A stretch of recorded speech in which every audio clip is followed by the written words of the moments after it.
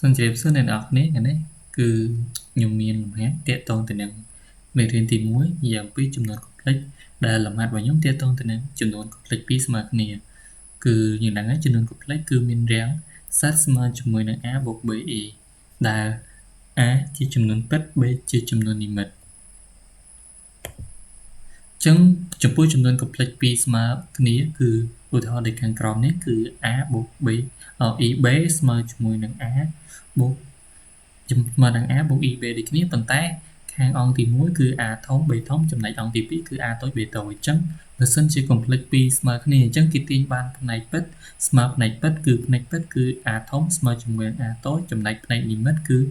b ធំស្មើជាមួយនឹង b តូចនៅក្នុងករណីនេះដែរគឺ a តូច b តូច a ធំនិង b ធំជារបស់ a មានន័យថាជារបស់សំណុំចំនួនពិត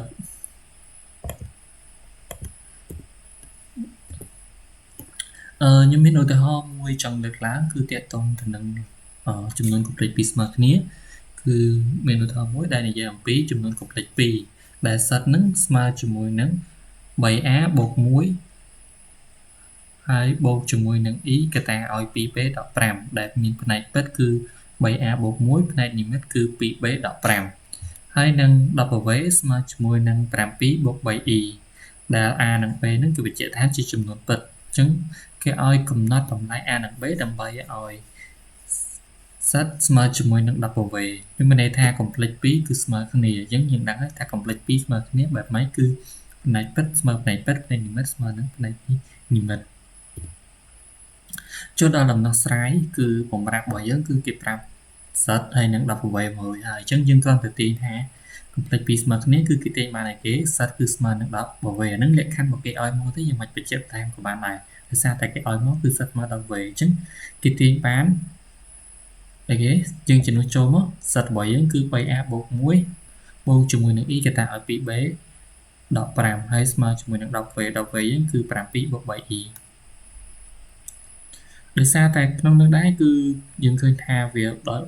កុំគ្នាដោយផ្នែកហើយគឺផ្នែកពិតដោយផ្នែកពិតផ្នែកនិមិត្តដោយផ្នែកនិមិត្តអញ្ចឹងបន្ទាប់ពីបានអញ្ចឹងហើយយើងទាញបានមិនគឺយើងទាញបានផ្នែកពិតស្មើផ្នែកពិតហើយផ្នែកនិមិត្តស្មើផ្នែកនិមិត្តអញ្ចឹងយើងទាញបាន 3a បូក1ស្មើ7ហើយនឹង 2b ដល់ 5ស្មើ3អញ្ចឹង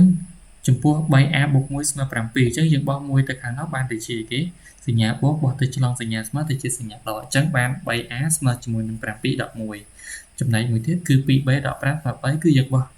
ដល់5ទៅខាងនោះអញ្ចឹង5ទៅឆ្លងសញ្ញាស្មើទៅជាបូកអញ្ចឹងបានទៅជា5បូក3